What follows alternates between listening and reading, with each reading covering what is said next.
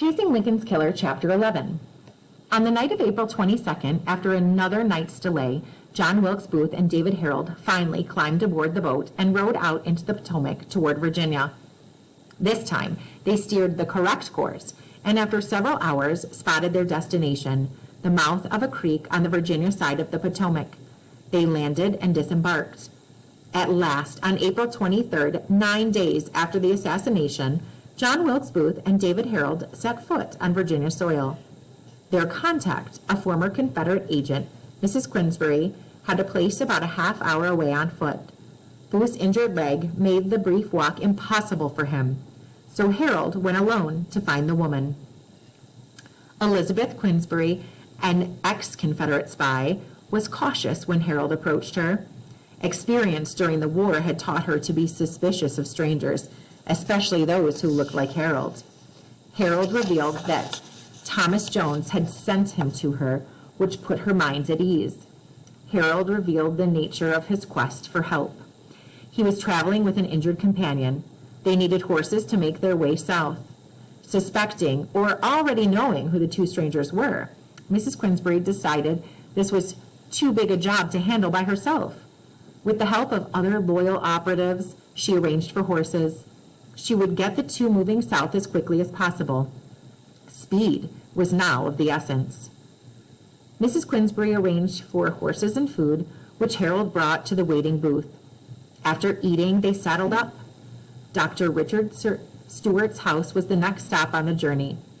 To their dismay, the doctor refused to help them. Harold pleaded their case, mentioning their Confederate credentials and the recommendation from Dr. Mudd. Stewart, unconvinced and suspicious of the elaborate and ridiculous cover story Harold spun for him, reluctantly offered to feed them. After eating, they would have to be on their way. Dr. Stewart was a great disappointment, failing to display the Southern hospitality and honor the Booth had come to expect. Booth and Harold sat down to dinner with Stewart and his family. How out of place these dirty and tired travelers must have seemed at the Stewart's fine table. But Booth's filthy clothes, unshaven face, and pungent body could not conceal his obvious good breeding. His excellent manners, educated voice, and physical poise made him marked as a gentleman. By now, Dr. Stewart knew exactly who his visitors were. They were dirty, desperate, and on the run, and one had a broken leg. They fit the profile of the men now known to the whole country as Lincoln's assassins. After dinner, Stewart practically ordered Booth and Harold to leave his home, which they did without protest. Later, Booth would write a letter to Dr. Stewart, chiding him for his lack of Southern hospitality and honor. As an insult, Booth enclosed a small sum of money as payment for the meal they had eaten, but not enjoyed, at Stewart's. Denied a bed and hospitality for the night, Booth and Harold continued to search for transportation at the house of one of Stewart's neighbors, a man of color named Lucas. Lucas, too, was reluctant to help the strangers. Under protest, he finally agreed to rent them a team of horses and a wagon, with his son Charlie acting as driver for the trip south. It took threats of violence by Booth to persuade Lucas to allow the fugitives to stay the night at his cabin. In the morning, Booth paid $20 for the use of the wagon, the team, and the driver. When they arrived at their destination, Port Conway, young Charlie Lucas stopped the wagon in the front of the home of William Rollins, a farmer and fisherman. There, Booth and Harold quenched their thirst and sought a ride south across the Rappahannock River to Port Royal, then onto a nearby railroad station. The tide was rising, and the fisherman was eager to prepare for the day's catch. He agreed to ferry Booth and Harold across the river as soon as he set his fishing nets. At that moment, 3 mounted figures appeared on the hill just above Port Conway. They were soldiers, and the wagon driven by Charlie Lucas, parked in front of William Rollins' house, caught their attention. The men spurred their horses and descended into town. Booth and Harold tensed for action. An encounter with soldiers was inevitable. Harold walked toward the riders as they approached. creating distance between them and Booth. The jackets the soldiers wore were not the blue of Union soldiers. A few casual questions, and Harold determined they were Confederates. These were soldiers likely to be sympathetic to their plight. Harold gave the soldiers false names and claimed he and Booth were on their way to join up with the Confederates themselves. He pretended he was an enthusiastic, militant Confederate, eager to continue the fight in the war wherever it was. One of the soldiers, Willie Jett, reacted skeptically to Harold's story. He asked a simple question, "Who are you?" Harold replied, a voice trembling, "We are the assassinators of the president. Yonder is J. Wilkes Booth, the man who killed the president." Jett told the other two soldiers, Ruggles and Bainbridge, the exciting news he had just learned. When Rollins returned from setting his nets, he asked Booth if he was ready to be ferried across the river now. The soldiers huddled with the fugitives and hatched a plan. They would accompany the assassins in the ferry boat and help them on the other side. To the man who piloted the men across the river, the strangers were unremarkable. Just another band of bedraggled rebels heading home after losing the war. The successful crossing represented a high point of this phase of the escape. After many disappointments, they had crossed safely south and found loyal Confederate comrades. Overcome with emotion, Booth shouted out, "I am safe in glorious old Virginia, thank God!" Willie Jett, Ruggles, Bainbridge, and the fugitives made their way to Locust Hill, a farm owned by Richard H. Garrett, seeking shelter for the night. Willie introduced himself and presented Booth. "Here is a wounded Confederate soldier that we want you to take care of for a day or so. Will you do it?" Garrett thought of his sons, who had returned safely just a few days ago. He would return that blessing with kindness. He agreed to take them in. The soldiers took Harold with them on a ride into the nearby town, while Booth spent the night of April 24th at Garrett's farm. Booth spun an unbelievable tale for the Garretts. He had been wounded in battle and was now being chased by the Union cavalry. Until now, most of the investigation and manhunt were focused on southern Maryland. This was about to change. Lafayette Baker, the notorious detective and War Department agent, and a favorite of Stanton's, had been in Washington since April 16th. Since his arrival, his deceitful, egotistical, and self-promoting ways had rubbed a number of the manhunters the wrong way. He even tried to steal the other detectives' leads.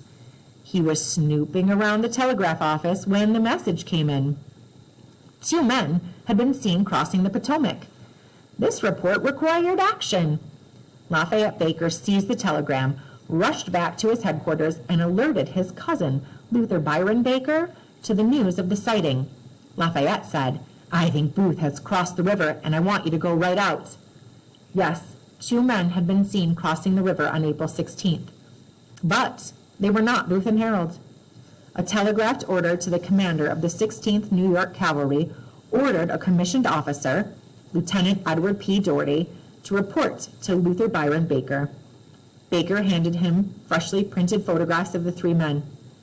Doherty did not recognize 2 of them, but the 3rd man was John Wilkes Booth. He was going after Lincoln's assassin. While Colonel Baker stayed behind in Washington to monitor telegraph traffic and protect his interests and the reward money, Edward Doherty, Luther Baker, and Everton Conger made their way across the water by steamboat, landing in Virginia. From there, the troops traveled south overland on horseback. If they kept moving, the soldiers of the 16th New York would reach the same spot where the fugitives had crossed the Rappahannock by tomorrow afternoon, April 25th. That evening, John Wilkes Booth enjoyed a leisurely supper with the Garretts. He relished the company and the genuine hospitality, so different from Dr. Stewart's impolite, hostile reception. Harold rode into the nearby town of Bowling Green with the Confederates to purchase all things, a new pair of shoes. He would spend the night with them and rejoin Booth tomorrow, April 25th, at Garrett's farm. Booth would sleep in a real bed tonight. It had been days since he slept in a proper bed, and this was the first night since the assassination that Booth and Harold had spent apart. Nearby, the cavalry divided their forces. One column was commanded by Everton Conger and one by Edward Doherty. They searched farmhouses and barns, questioned the occupants, making their way south to Port Conway. Booth's head start over the manhunters began to shrink. It had taken Booth 10 days to travel from Washington to the Port Conway ferry. It would take the cavalry, alerted by telegraph and traveling by steamboat, just 1 day to travel that distance. On Monday, April 24th, Dr. Samuel A. Mudd saw the soldiers too. They had come to his farm to arrest him and take him to the old Capitol prison. Confined and isolated, Mudd would wait to learn what price he would have to pay for his part in hiding Lincoln's assassins. The morning of April 25th, Booth slept in. He talked and played with the Garrett children. He showed them his pocket compass, delighting them by making the needle dance when he pointed his pocket knife above it. Early in the afternoon, the Garretts and Booth sat at the dinner table.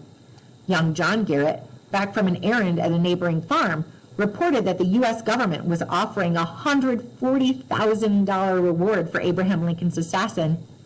The family discussed the assassination with Booth, speculating on why the murderer did it. The actor, still masquerading as a Confederate soldier, commented on his own crime and analyzed for the Garretts the motives of Lincoln's killer. He needed rest and would happily have spent a month with Garrett's recovering from his injury and regaining his strength. But it was time to move on. He asked for a map of Virginia. He said he would make his way to the town of Orange Courthouse, where he hoped to get a horse. He would ride south to join a Confederate army still in the fields. Booth should have left hours ago. He was too far north, within striking distance of the Union troops.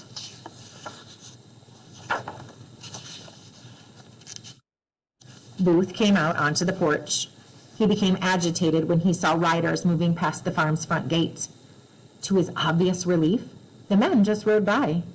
The danger was over for the moment, but Richard Garrett was alarmed by Booth's reaction to the riders.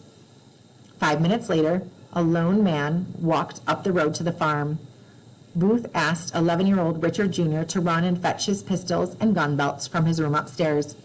The Garretts expected a gun battle to break out in their yard at any moment, but Booth did not draw his pistols. It was David Harold, returning from his overnight stay a few miles south.